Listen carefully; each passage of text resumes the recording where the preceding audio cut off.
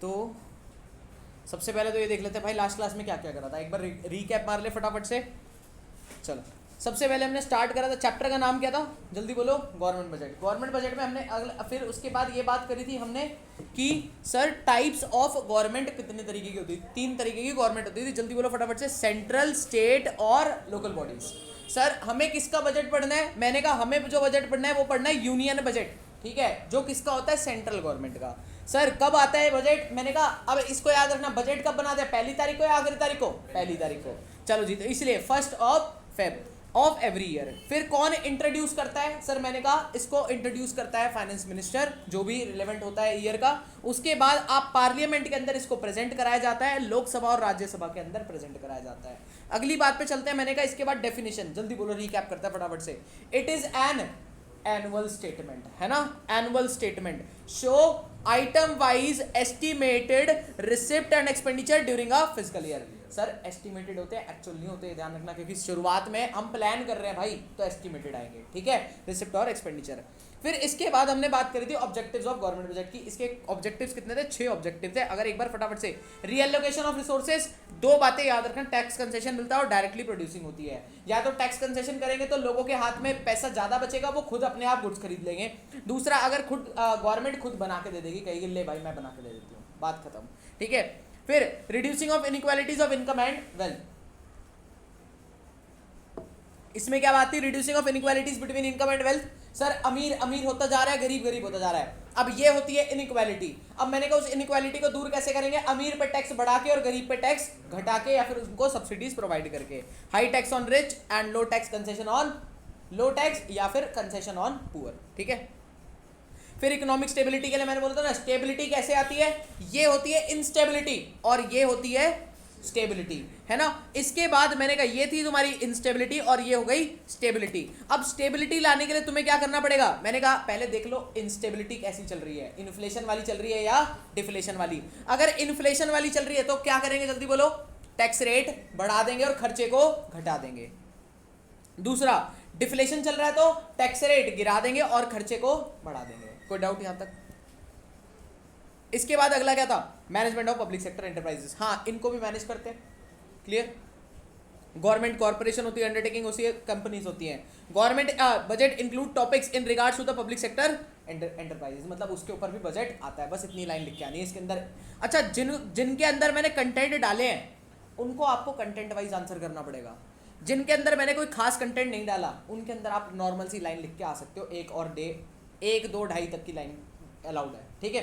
इसके बाद अगले पे आता है, मैंने कहा इकोनॉमिक ग्रोथ का मतलब क्या है। इकोनॉमिक ग्रोथ का मतलब होता है, सबसे पहली बात, ग्रोथ कहां से आएगी, जीडीपी से आएगी, और जीडीपी भी कौन सी वाली, रियल जीडीपी। जब जो पॉइंट कीवर्ड्स लिखता जा रहा हूं वो जरूर बोल के आने हैं, वो नहीं लिखे तो फिर नंबर कटेंगे, अगर वो लिख दिए तो बात खत्म है, ठीक है। अब यहाँ पे मैंने बोला था ना, अगर ग्रोथ करनी है तो क्या करेंगे, सबसे पहले तो रिड्यूस टैक्सेस करेंगे, जिससे क्या होगा, सेविंग्स और इन्वेस्टमेंट होंगे, और जिससे क्या होगा, न्यू एंटरप्राइज सेटअप होंगे, और जिससे मोर जीडीपी आएगी, क्लियर है। दूसरा, अगर गवर्नमेंट खर्चा करेगी इंफ्रास्ट्रक्चर के ऊपर तो लोगों को काम मिलेगा, जिससे जीडीपी इंक्रीज होगी, क्लियर। चलो इसके बाद ये क्या था, रीजनल डिस्पैरिटीज, कौन आंसर करेगा, युवराज।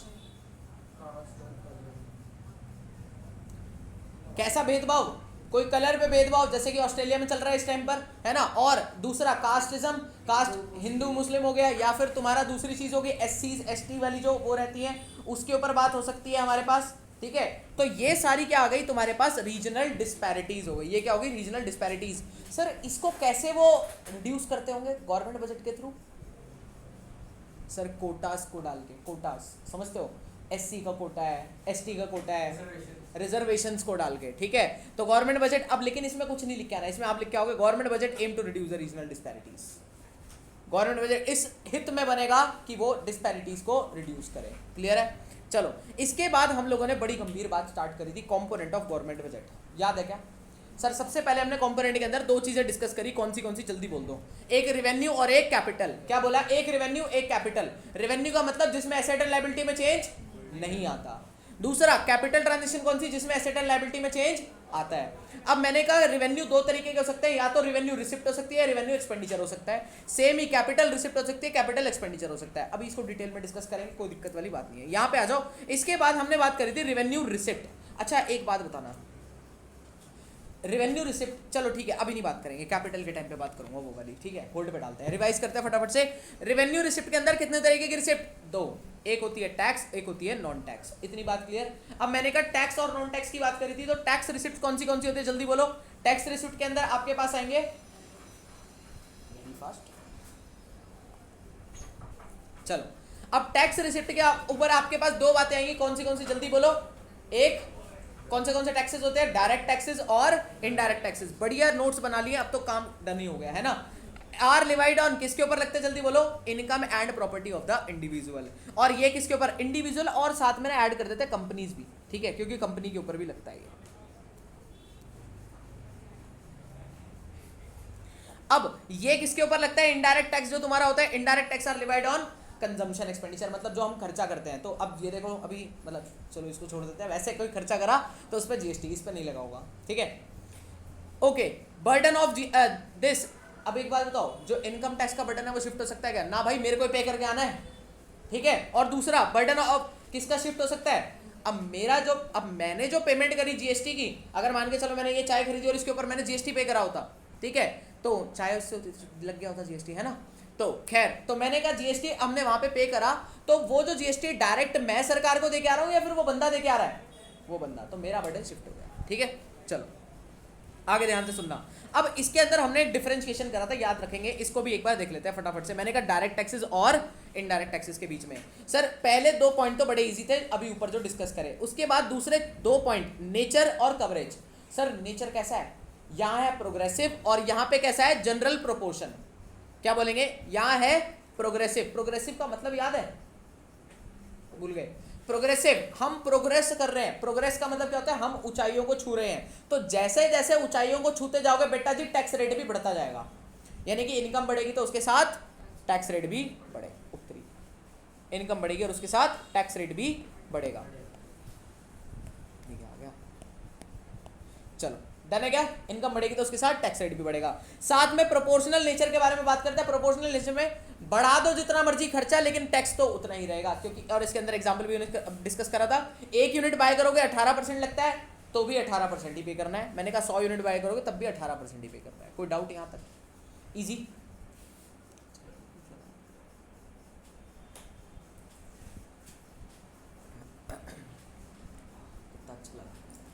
चलो आगे बात करते हैं। फिर हमने ये बड़ी सारी नॉन टैक्स रिसिप्ट देख डाली थी, याद है? नॉन टैक्स रिसिप्ट के अंदर क्या क्या आता है? सर ये क्वेश्चन आपके पास आ सकता है, पुटअप हो सकता है, नॉन टैक्स रिसिप्ट लिख के दिखाओ कौन सी होती है। चलो इसको हमने बड़े लॉजिकल वे में याद करा था, याद है क्या?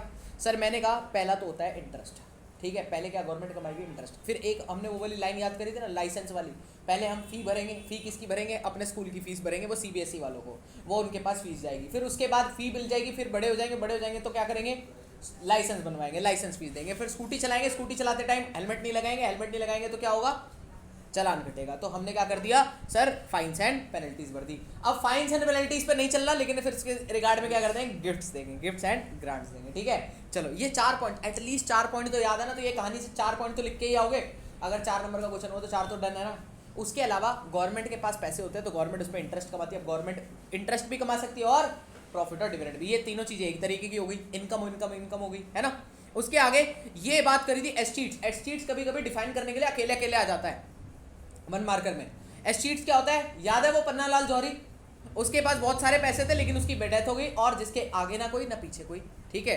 तो मैंने कहा person died without leaving any legal higher और विल, यानी कि ना ही कोई कुत्ते के नाम पर विल छोड़ी उसने, और ना ही क्या बोला हमने? ना ही कोई लीगल हायर छोड़ा, मतलब विरासती कोई बंदा छोड़ा। कोई डाउट यहाँ तक?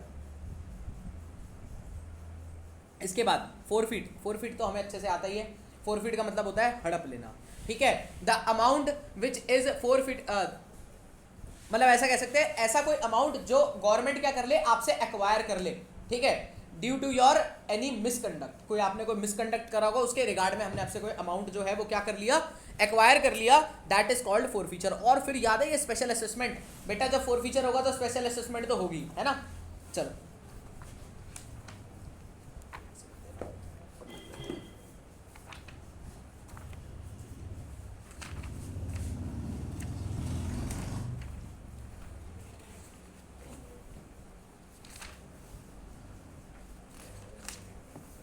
ओके तो एक बार भाई स्पेशल असेसमेंट को भी समझ ले गया।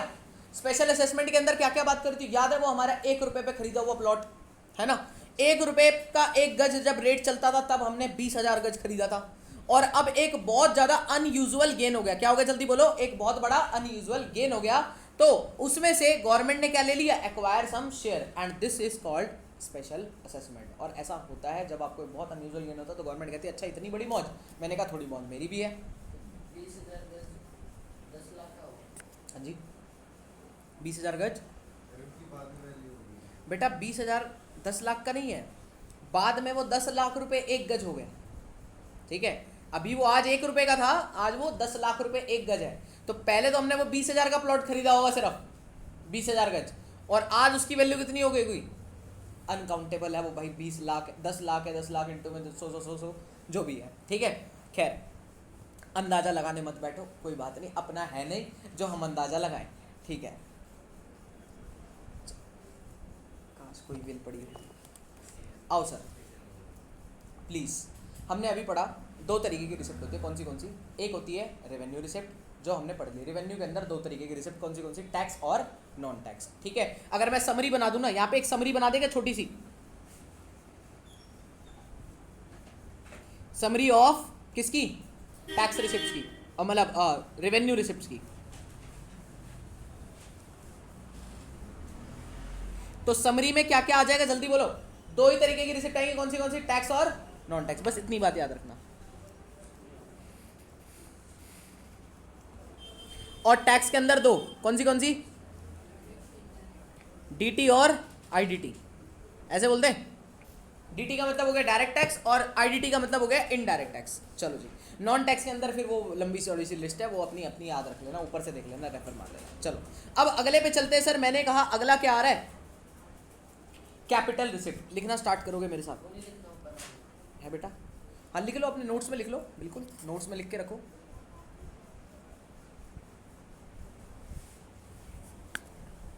ठीक ठाक घर वाली फीलिंग पता नहीं अब कहाँ से लाया, ये जहाँ से भी लाया होगा।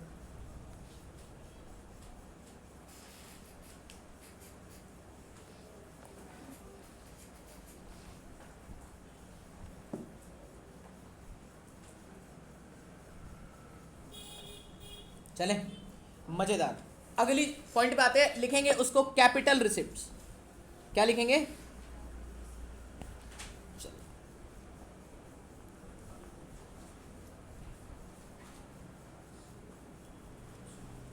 और इसके लिए एक ट्रिक है, पहले मैं समझाऊंगा पर मैं ट्रिक पहले लिख रहा हूं, मजेदार है। बल्लू भाई,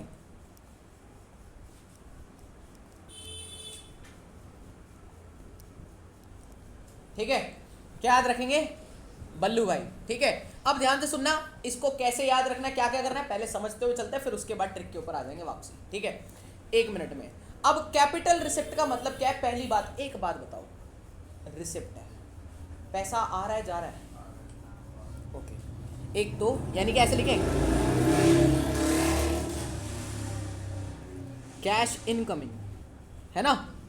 और अगर पैसा आ रहा है, भाई साहब ध्यान से सुनना, मैंने कहा पैसा आ रहा है, लेकिन कैसा पैसा आ रहा है, ऐसा जिसका कुछ फ्यूचर में करना ही नहीं है, या फिर इसका फ्यूचर में कुछ होने वाला है, होगा भाई, बिकॉज ये कैपिटल है, और कैपिटल का मतलब फ्यूचर इंपैक्ट बनेगा, फ्यूचर इंपैक्ट बनेगा मतलब एसेट या लाइबिलिटी बनेगा। अब एक बात बताओ, आपके पास अगर पैसा आता है, उसकी वजह से फ्यूचर में एसेट या लाइबिलिटी पे कैसा इंपैक्ट पड़ सकता है, मतलब आज एसेट और लाइबिलिटी पे कैसा इंपैक्ट पड़ेगा। अगर पैसा आ रहा है, आज की डेट में पैसा आया, जिसकी वजह से क्या होगा, आपकी एसेट बढ़ेगी घटेगी, है बेटा। कैश नहीं बढ़ाना, cash is not our asset, उसके अदर रिगार्ड्स में बात करो, कैसे बढ़ेगी बताओ, एग्जांपल तो चलो, एसेट बाय करा हमने, तो एसेट बाय करा होगा तो कहीं ना कहीं हमारा कैश आया होगा या गया होगा, यहां तो एसेट सेल करा होगा कहीं ना कहीं, तभी हमारे पास क्या हुआ होगा, पैसा आया होगा। बहुत ही बढ़िया, यानी कि या तो एसेट को क्या करो, कम करो, डिक्रीज लिख देते हैं। दूसरी चीज, पैसा आया है, पैसा आया उसकी वजह से या तो अब लाइबिलिटी का इंपैक्ट चेक करो, लोन लिया है बेटा, तो आज की प्रेजेंट बात करो, तो आज कहीं ना कहीं हमने क्या करा है, लाइबिलिटी बढ़ाई है, क्योंकि हमने कहीं ना कहीं लोन लिया होगा।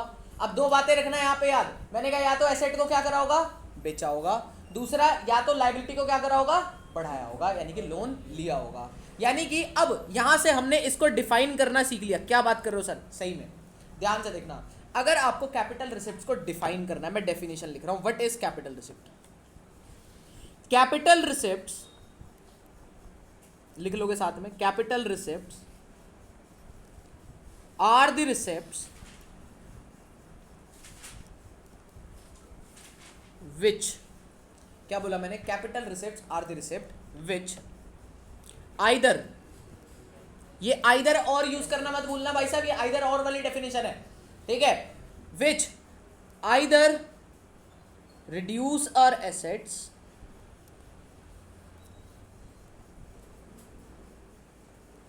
और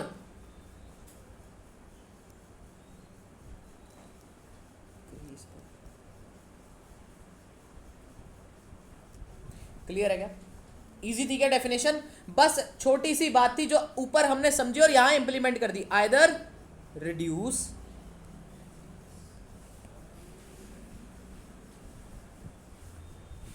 और increase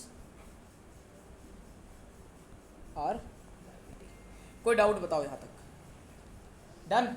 capital receipts are those receipt which either reduce our asset or increase our liability. चलो भाई आज अब आ जाते हैं बल्लू भाई के पास, है ना। बल्लू का मतलब क्या है,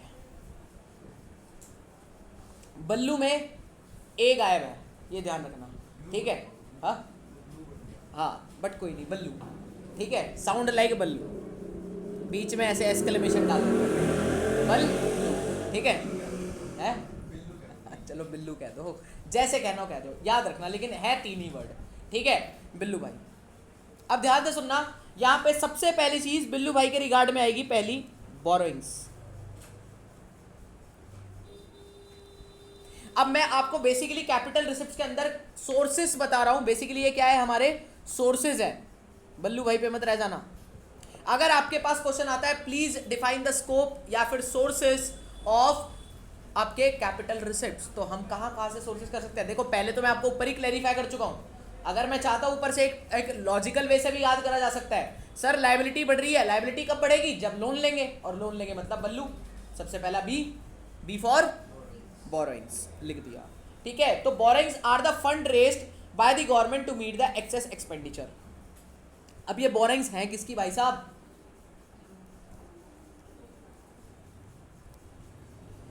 गवर्नमेंट की, ठीक है। अब गवर्नमेंट कैसे कैसे बोरोइंग्स कर सकती है, यहां पे मैं कुछ नाम लिख रहा हूं। पहला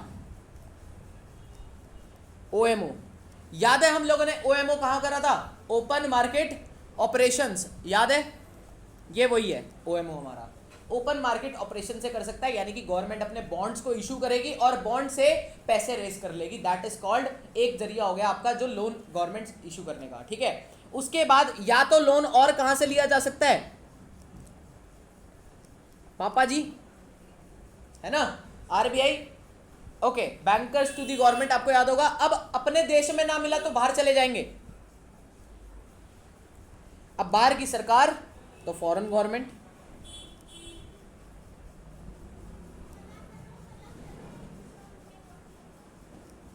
फिर उसके बाद बाहर भी ना मिला तो क्या करेंगे, अब जो सबको संभालता है उसके पास चले जाएंगे, विश्वदाता, ठीक है। तो इंटरनेशनल इंस्टीट्यूशन, कोई डाउट यहां तक, इंटरनेशनल इंस्टीट्यूशन आ गए, और क्या है, अच्छा ये कौन होगा इंटरनेशनल इंस्टीट्यूशन, वर्ल्ड बैंक,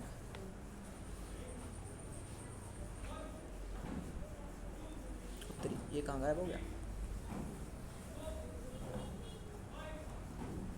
ठीक है चल जाएगा। इसके बाद ध्यान से सुनना, अब बस इतनी बात है, चार लोग, कौन कौन, गवर्नमेंट सबसे पहले पब्लिक के पास पहुंचेगी, ओएमओ मतलब बोले तो, ओएमओ बोले तो पब्लिक, ठीक है। अब पब्लिक से ना मिला तो पापा, पापा कौन, आरबीआई, फिर उसके बाद अब अपने देश में ना मिला तो कहां चले जाएंगे, बाहर चले जाएंगे, फॉरेन गवर्नमेंट्स, ठीक है। उसके बाद बाहर भी ना मिला तो सबके विश्वविदाता के पास चले जाएंगे, फॉरेन इंस्टीट्यूशंस, ठीक है, और वो इंटरनेशनल इंस्टीट्यूशन जो कि वर्ल्ड बैंक हो गया कहीं ना कहीं। ठीक है, चलो ये हो गई बात पहली तो हमारी बोरिंग्स की। बल्लू भाई रह रहे हैं अभी, बल्लू का बी आया है। उसके बाद नेक्स्ट पर चलते हैं, सोर्सेस पढ़ रहे हैं। सोर्सेस क्या कह रहा है? सोर्सेस। अब सेकंड पे आ जाते हैं। हाँ, एल बचा है सर, बिल्कुल एल बचा है, एल को देखते हैं।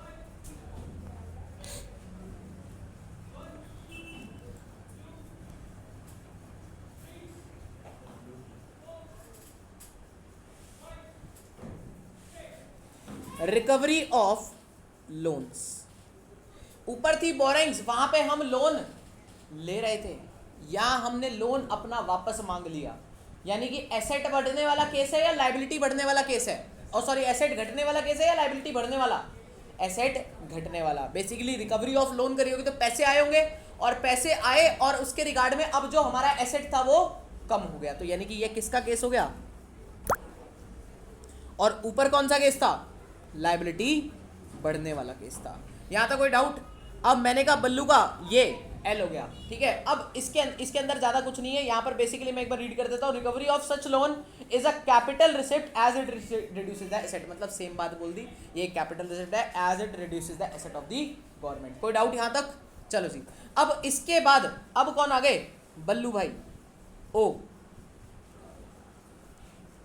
ओ बोले तो अदर रिसिप्ट्स, ओ बोले तो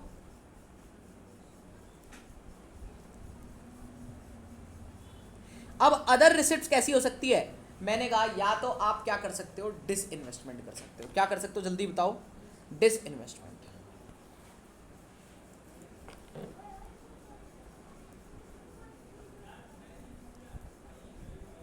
यानी कि आपने कहीं ना कहीं क्या कर रखी होगी? इन्वेस्टमेंट कर रखी होगी, आपने उसको बेच दिया, सेल ऑफ कर दिया।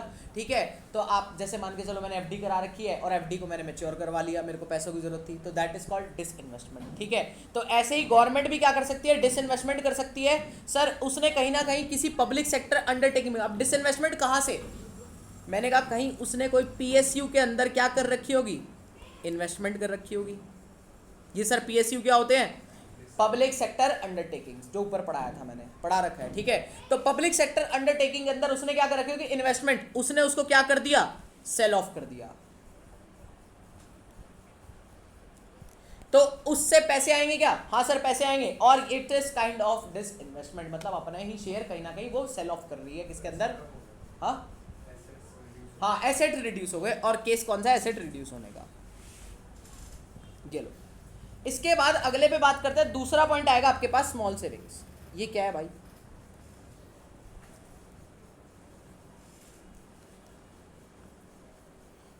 ध्यान से देखना सर, ये स्मॉल सेविंग्स क्या होती है ना, गवर्नमेंट भी कुछ स्कीम्स बनाती है। ठीक है, जैसे एक वो कन्या वाली स्कीम कौन सी थी, काफ़ी फेमस थी, यहाँ लिखी भी होगी शायद, भूल गया नाम उसका। हाँ, जैसे पोस्ट ऑफिस, छोड़ो ना स्कीम वीम क्या, वो तो पोस्ट ऑफिस की स्कीम्स होती हैं। तो मैंने कहा स्मॉल सेविंग्स कहाँ पे? अब आपको पता है पोस्ट ऑफिस जो है वो गवर्नमेंट की रेगुलेशन के अंदर आता है। पोस्ट ऑफिस जो बैंक है ना, आरबीआई के अंडर रजिस्ट्रेशन लेना पड़ता है, लेकिन वो कंप्लीट रेगुलेशन किसके चलते हैं उसके अंदर? गवर्नमेंट के। यानी कि वो किसका बैंक है? गवर्नमेंट का बैंक है कहीं ना कहीं। तो अगर हम पोस्ट ऑफिस बैंक के अंदर अपना अकाउंट खुलवाते हैं और उसमें पैसे डिपॉजिट कराते हैं, तो गवर्नमेंट के लिए वो क्या है? Small savings. हमारी सेविंग्स है वहां पर, सेविंग वो हमारी है, वो हमारा एसेट है, लेकिन गवर्नमेंट के लिए क्या है? लाइबिलिटी है, क्योंकि उसे पैसे तो वापस करने पड़ेंगे ना जब हमारे को चाहिए होंगे। आई बात समझ में? तो एक बार पूरा समझा देता हूं। Post office saving bank, charger के मूवमेंट में ना बोखला जाता है। देखना, एक लॉजिक समझाता हूं, उससे समझ में आ जाएगा। मान के चलो यहां पर अपना क्या है? PO bank. पीओ बैंक लिख दूं ना यहां पर? पीओ बोले तो पोस्ट ऑफिस। ठीक है, और यहां पे अपनी क्या है? पब्लिक।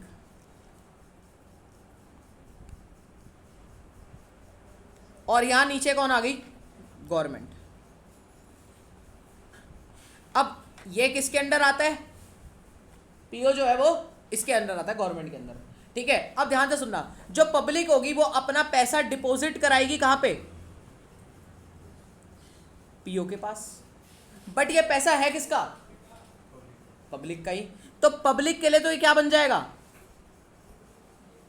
एसेट, क्योंकि उनका पैसा है भाई। किसके पास पड़ा है, पीओ के पास पड़ा है, ठीक है। और लेकिन गवर्नमेंट के लिए क्या बन जाएगी, kind of this deposit become a liability. नहीं है समझ, आ गया। तो इनके लिए क्या रहेगी, लायबिलिटी रहेगी, क्योंकि इनको यार, अब एक बात बताओ, तुमने अब अभी पोस्ट ऑफिस बैंक में पैसा जमा करा रखा है, तो वो तुमने वहां जमा करा, कभी भी निकाल लोगे ना, और जिस दिन निकालोगे गवर्नमेंट को रीपे करना पड़ेगा। तो लेकिन अभी तो गवर्नमेंट के लिए क्या हो गई, लायबिलिटी हो गई ना। और जो स्मॉल सेविंग्स के थ्रू जो भी पैसा आता है वो गवर्नमेंट के लिए लायबिलिटी होती है, और वो काइंड ऑफ उसको कैसे ट्रीट करके अगर चलता है, कैपिटल रिसिप्ट। क्या ट्रीट करके चलेगा, जल्दी बोलो, कैपिटल रिसिप्ट। कोई भी डाउट तो पूछ लो। ओके, आगे बढ़ जाते हैं। सर ये हो गया हमारा बल्लू खत्म, ठीक है। बल्लू के अंदर क्या क्या है, जल्दी बोलो एक बारी फटाफट से। मैंने कहा कैपिटल रिसिप्ट, पहली बात तो होती कौन सी है, रिवाइज करा दो फटाफट से। मैंने कहा या तो एसेट कम होगा या लायबिलिटी बढ़ेगी। दोबारा बोलो, या तो एसेट कम होगा या लायबिलिटी बढ़ेगी। और इसके अंदर कैपिटल एसेट को, कैपिटल रिसिप्ट को ऐसे ही डिफाइन करना है, are the receipt which are either reduced our assets or increase our liabilities, ठीक है। सोर्सेज कौन से हो गए, बल्लू भाई हो गए, B for borrowings, L for recovery of loans, और उसके बाद अदर के अंदर कौन कौन आया, डिसइन्वेस्टमेंट और स्मॉल सेविंग्स। कोई डाउट यहाँ तक क्लियर एकदम। चलो इसके बाद अगले पे बढ़ जाते हैं। सर अगला क्या आएगा,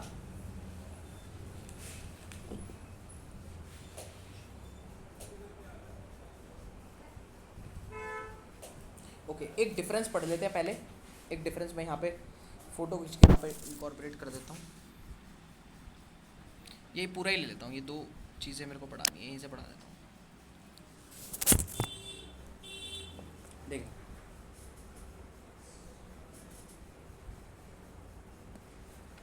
सर क्या क्या दे रखा है, एक तो पहले मुझे ना, अब बेसिकली अभी हमने पढ़ी कैपिटल रिसिप्ट, वो जनरली हमने देखी, एक बल्लू भाई आते हैं उसके अंदर, ठीक है। बट अब जो कैपिटल रिसिप्ट है वो भी फर्दर बाइफरगेट होती है दो पार्ट्स के अंदर। एक आपकी डेट क्रिएटिंग हो गई, डेट क्रिएटिंग मतलब वो आपके लिए लायबिलिटी क्रिएट कर रही है। वो आपके लिए क्या क्रिएट कर रही है, जल्दी बोलो। मैंने कहा लायबिलिटीज इंक्रीज कर रही है कहीं ना कहीं। और दूसरी होगी नॉन डेट क्रिएटिंग, मतलब वो आपके लिए क्या कर रही होगी, वो डेट क्रिएट नहीं कर रही होगी, मतलब लायबिलिटी क्रिएट नहीं कर रही, फिर क्या कर रही होगी, एसेट रिड्यूस कर रही होगी आपका, ठीक है। एक बार रीड करते हैं, these are the capital receipt which create debt for the government, net borrowings of the government for an example debt creation example, ठीक है। ये क्या हो गया, अच्छा बोरिंग्स जो है, बोरिंग्स क्या हो गया, एक एग्जांपल हो गया किसका, इसी का, आपका डेट क्रिएटिंग का, ठीक है। उसके बाद अगर नॉन डेट क्रिएटिंग पे हो तो मैंने कहा वही रिकवरी ऑफ लोन और डिसइन्वेस्टमेंट, मतलब एसेट कम हो रहा है, एसेट क्या हो रहा है, कम हो रहा है। लेकिन कभी आपसे पूछ लिया जाए कि क्लासीफाई द आपकी कैपिटल रिसिप्ट, तो आप क्या क्या क्लासीफाई करोगे, दो चीज़ों में क्लासीफाई करोगे, कौन सी जल्दी बताओ, एक डेट क्रिएटिंग, एक non debt creating. Clear, differentiation देख ले फटाफट से, मीनिंग नहीं बताऊंगा। नेचर कैसा होता है, ये रेगुलर और रेकरिंग, अच्छा ये रुक जाओ एक बार पढ़ लेते हैं। सर रेवेन्यू रिसिप्ट, अब पता है यहाँ पे बड़ा टेक्निकली डिफाइन करा जाता है इसको। अब क्या हुआ, आइदर और कहाँ पे यूज करते थे हम, कैपिटल रिसिप्ट के अंदर, याद है। यहाँ पे पता है क्या यूज करेंगे, डेफिनेशन सेम है, बस पता है क्या यूज कर लेंगे, नाइदर नॉर, क्योंकि ये चेंज नहीं लेके आता उसके अंदर। नाइदर रिड्यूस अवर एसेट नॉर इंक्रीज अवर लायबिलिटी। देखना एक बार रीड करके देखें, दे नाइदर क्रिएट एनी लायबिलिटी, मतलब इंक्रीज अवर लायबिलिटी, और रिड्यूस एनी एसेट, ये नहीं करते ना, क्योंकि ये कौन है, रेवेन्यू रिसिप्ट्स है। और दूसरे वाले कौन हो गए, कैपिटल रिसिप्ट, क्या करते हैं, दे आइदर क्रिएट और रिड्यूस। क्लियर है क्या, इजी। फिर इसके बाद यहाँ पर रेगुलर और रेकरिंग होते हैं। ये कैसे नेचर के होते हैं, जो आपके रेवेन्यू है वो रेगुलर होते हैं, क्योंकि हर साल आएंगे, फीस हर साल जाएगी, आपके इंटरेस्ट हर साल आएगा, प्रॉफिट्स हर साल आएंगे। बट ये वाली ट्रांजेक्शन इरेगुलर होंगी और नॉन रेकरिंग होगी। कौन सी, कैपिटल रिसिप्ट, क्योंकि आप लोन हर साल थोड़ी लोगे, कभी जब जरूरत पड़ी तो लिया, अदरवाइज लेने की जरूरत नहीं है। इसके बाद अगला सुनना, there is no future obligation. अब इसमें कोई फ्यूचर ऑब्लिगेशन क्रिएट होती है क्या, नहीं। टैक्स दे दिया, टैक्स वापस मांगते हो गवर्नमेंट से, दे भाई तेरी इनकम है तू खर्च कर, ठीक है। बट अगर आपने क्या करा, गवर्नमेंट के बैंक अकाउंट में पैसा रखा है, वापस मांगोगे भाई, सिंपल सी बात है। तो ये क्या हो गया, इट इन केस ये क्या करती है, देख लेते हैं, there is a future obligation, ठीक है। तो फ्यूचर ऑब्लिगेशन और no return the amount along with the interest, ठीक है। फिर ये एग्जाम्पल तो तुम डिस्कस कर ही लोगे, ये हमने इतने सारे आइटम डिस्कस करे, बल्लू यहाँ पे आ जाएगा और तुम्हारा ये यहाँ आ जाएगा, ठीक है। चलो आगे बढ़ जाए।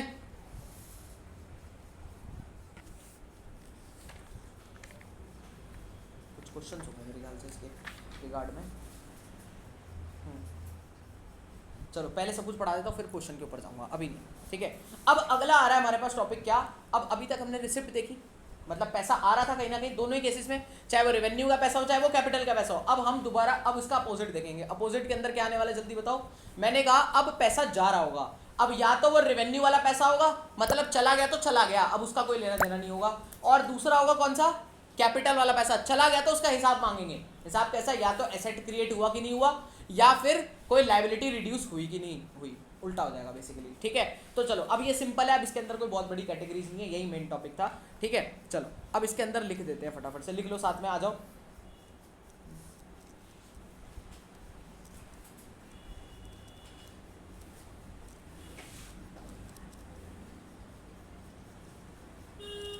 सर कैसे डिफाइन करेंगे रेवेन्यू एंड कैपिटल एक्सपेंडिचर को, ध्यान से सुनना।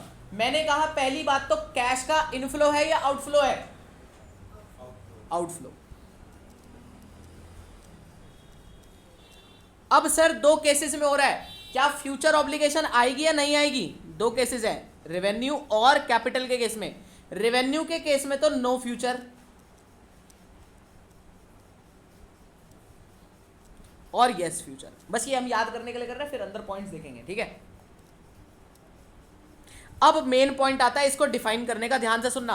कैसे डिफाइन करेंगे, वही टेक्निकल वे में। अब अगर फ्यूचर देखना है, जिसके अंदर यस फ्यूचर है, एक बार पहले उसको सोचो।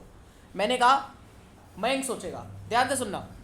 मयंक क्या हुआ, मैंने क्या कहते हैं F-16 जेट खरीदे 15, जो कि मेरे कितने के आए, 15,000 या हाँ 15,000 करोड़ के। बताओ सर इसकी वजह से क्या मेरा कोई एसेट क्रिएट हो रहा है या कोई लायबिलिटी क्रिएट हो रही है, फ्यूचर ऑब्लिगेशन चेक करना,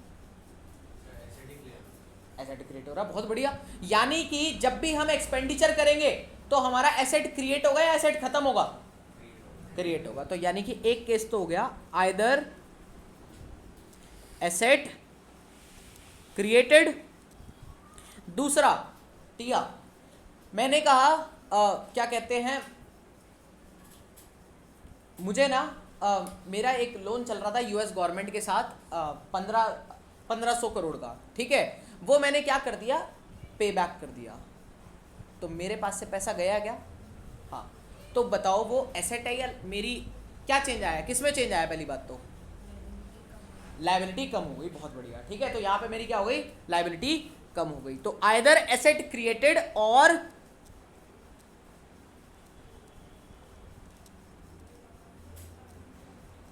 अब यहीं पर एक स्मार्ट वर्क होगा। अब हमें इतना तो पता चल गया, या तो एसेट बढ़ता है या लायबिलिटी घटती है। अब यहीं पे स्मार्ट वर्क क्या करना है कि अब रेवेन्यू को कैसे डिफाइन करते थे, स्मार्ट वर्क करके, कि रेवेन्यू जो कैपिटल एक्सपेंडिचर की डेफिनेशन थी उसमें नाइदर नॉर लगा दो, बस लिख दो, neither asset created nor liability reduced. लो जी, कोई दिक्कत परेशानी समस्या तो मुझे बता दो फटाफट से, आ गए समझ। अच्छा, तो अब रेवेन्यू एक्सपेंडिचर किस तरीके के हो सकते हैं सर, मैंने कहा रेवेन्यू एक्सपेंडिचर के अंदर थोड़े बहुत अगर मैं टाइप्स लिखना चाहूँ यहाँ पर, तो देखना मैं एग्जाम्पल लिख रहा हूँ, वही आपके टाइप्स है, इसके अंदर कोई एज सच टाइप नहीं है। तो देखना, अब neither asset create nor liability reduced, ठीक है। तो अगर आप क्या कर रहे हो,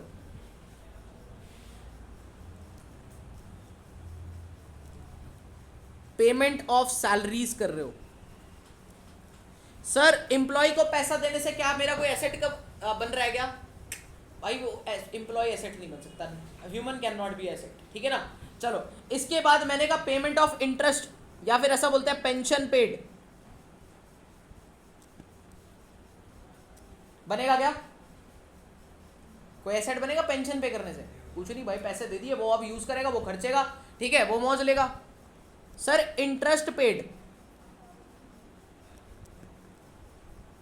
बनेगा,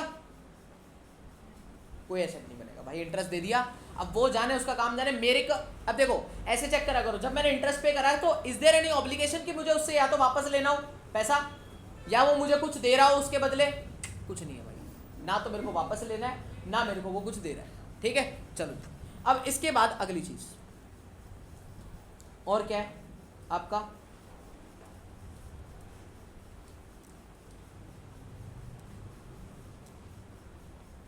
construction of metro.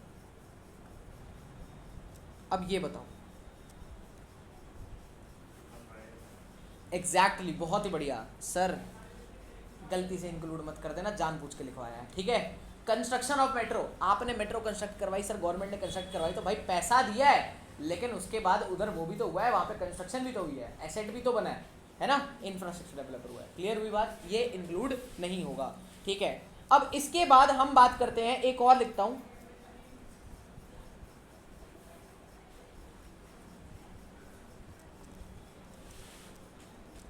Repayment of borrowings. बोलो जी, लायबिलिटी रिड्यूस हो रही है, तो ये नहीं होगा, ये यहां नहीं होगा, तो ये दोनों कहाँ जाएंगे, इधर जाएंगे। लो जी, ये वहां शिफ्ट हो गए। क्लियर है क्या बात यहां तक? चलो इसके बाद अब बात करते हैं, मैंने कहा अगर कैपिटल एक्सपेंडिचर की बात हो तो कैपिटल एक्सपेंडिचर बोले तो या तो एसेट बढ़ेगा या लायबिलिटी घटेगी, है ना। चलो जी अब चेक करते हैं, तो बेसिकली ये दोनों तो मैंने आपके शिफ्ट करवा दिए, वहीं पर ही सेम ही है। और एग्जांपल मैं यहाँ पर डिस्कस कर देता हूँ सारे।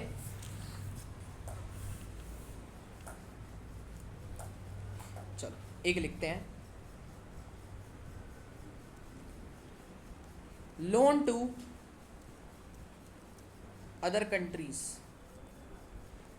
बताओ जी, सही है। लोन टू अदर कंट्रीज क्या हो रहा है, एसेट बढ़ रहा है, लायबिलिटी कम हो रही है, एसेट बढ़ रहा है, क्योंकि अब हम उनसे वापस लेंगे भाई, ये नहीं है दे के छोड़ दिया, ये ऐसे ध्यान में रखना। इसके बाद अगला आएगा आपके पास, ये दो पे तो शिफ्ट हो जाएंगे ना। हाँ ये कर दिया मैंने शिफ्ट, ठीक है, ये तो आएंगे ही। कंस्ट्रक्शन ऑफ फ्लाईओवर, बताओ जी, ये भी आएगा। अब माइंड एकदम एक फास्ट वर्क कर रहा है बिल्कुल, है ना। चलो बहुत बढ़िया,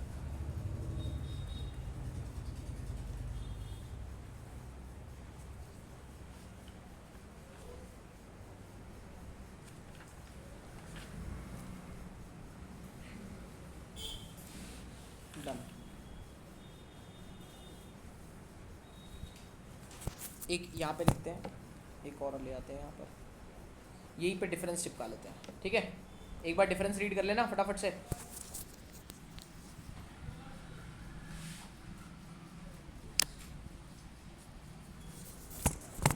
सही है ना, यहीं पर अपना बुक भी बन गई और सारी चीज़ यहीं पे चल रही है, बढ़िया है, कोई मेहनत नहीं करनी। चलो भाई देखें एक बारी क्या लिखा हुआ है, सबसे पहले आ जाओ फटाफट देखते हैं। सर डिफरेंशिएशन के अंदर मीनिंग तो क्या ही होगा, अब ये तो आप लोग मेरे से ज़्यादा अच्छे से बता दोगे मुझे लगता है ना। नाइदर नॉर, आइदर और, है ना। आइदर और किस में लगेगा, कैपिटल में या रेवेन्यू में? आइदर और लगेगा, रेवेन्यू में क्यों लगेगा, कैपिटल में लगेगा ना, कि या तो होगा या नहीं होगा। आइदर क्या होगा, कैपिटल, आइदर एसेट क्रिएटेड और लायबिलिटी रिड्यूस। और यहाँ पे क्या कर दोगे, ना ही एसेट क्रिएट होगा ना ही लायबिलिटी रिड्यूस होगी, ठीक है। चलो पर्पस क्या है, ये नॉर्मल रनिंग वाले हो गए, ये कैसे हो गए, नॉन रिकरिंग वाले हो गए। क्लियर है।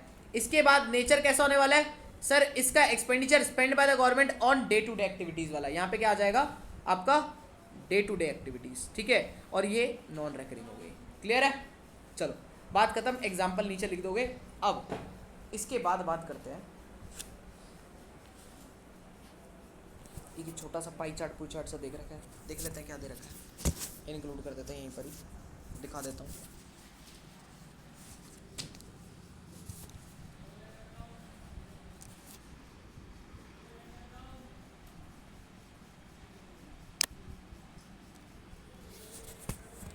कुछ है नहीं वैसे, सिर्फ ये आपको एक एनालिसिस के लिए दे रखा है। पहली बात ये मत सोच के बैठना ये आपसे पेपर में पूछा जाएगा। पेपर में इस तरीके से पूछा जा सकता है कि आपको ये पाई चार्ट खुद बना के दे दे, आपको बनाने के लिए नहीं देगा, खुद बना के दे दे और कहें कमेंट। तो क्या एनालाइज करोगे इसको देख के, तो मैंने कहा categories of budget, receipt and expenditure. ये इसका मतलब है कि आपकी बजट, रिसिप्ट और एक्सपेंडिचर कैसे कैसे हैं। अब इसके बाद इसने आपको रुपी कम्स फ्रॉम और रुपीज गोज टू, इसका मतलब क्या है पहली बात तो, कम्स फ्रॉम का मतलब हो गया पैसा आया, किसी से आया, और रुपी गोज टू का मतलब पैसा किसी को गया। अब ध्यान से सुनना, यानी कि ये क्या हो गई, receipt,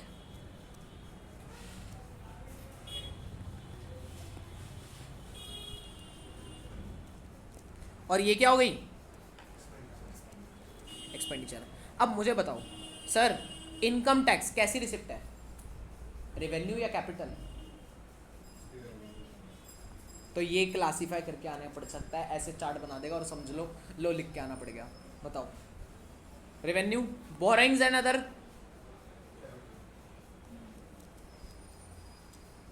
non tax receipts,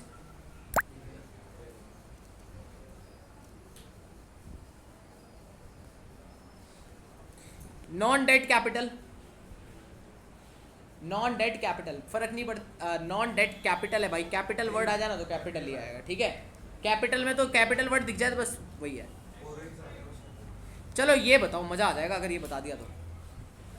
customs, बहुत, रेवेन्यू, सही है, रेवेन्यू। कस्टम्स क्या होता है, बेसिकली जब आप इंपोर्ट एक्सपोर्ट करते हो तो उसके ऊपर लगने वाला टैक्स होता है, ठीक है। थोड़ा सा वैसे करके लिख दूँ, वहाँ ऐसा लग रहा है कि वो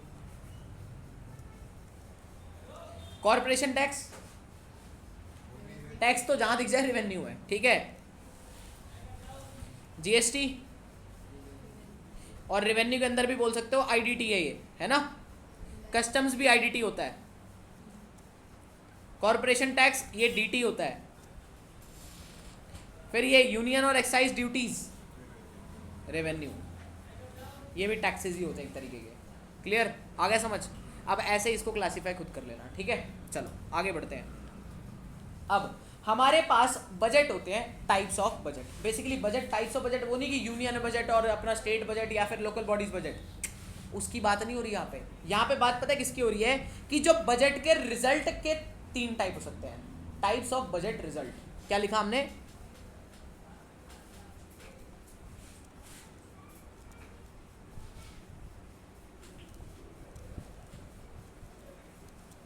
बजट के कितने तरीके के रिजल्ट हो सकते हैं, और मैंने कहा 3 तरीके के हो सकते हैं। कितने तरीके के, 3 तरीके के।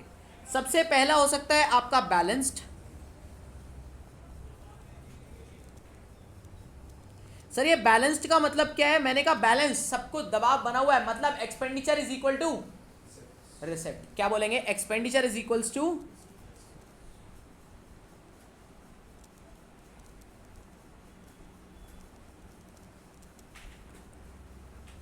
यानी कि देयर इज नो सरप्लस और नो डेफिसिट। और दूसरा, यही 2 नाम मैंने कहा, या तो सरप्लस बजट आ सकता है, सरप्लस आएगा तो क्या होगा जल्दी बोलो, रिसिप्ट ज्यादा हो जाएंगी और एक्सपेंडिचर कम हो जाएंगे।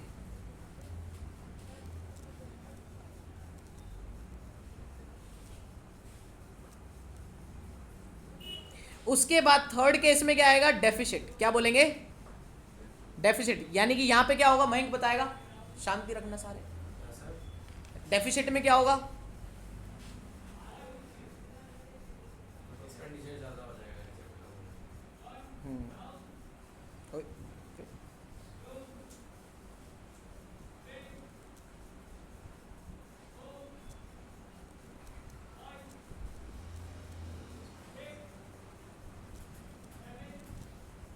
चलो कोई डाउट यहां तक, क्लियर एकदम?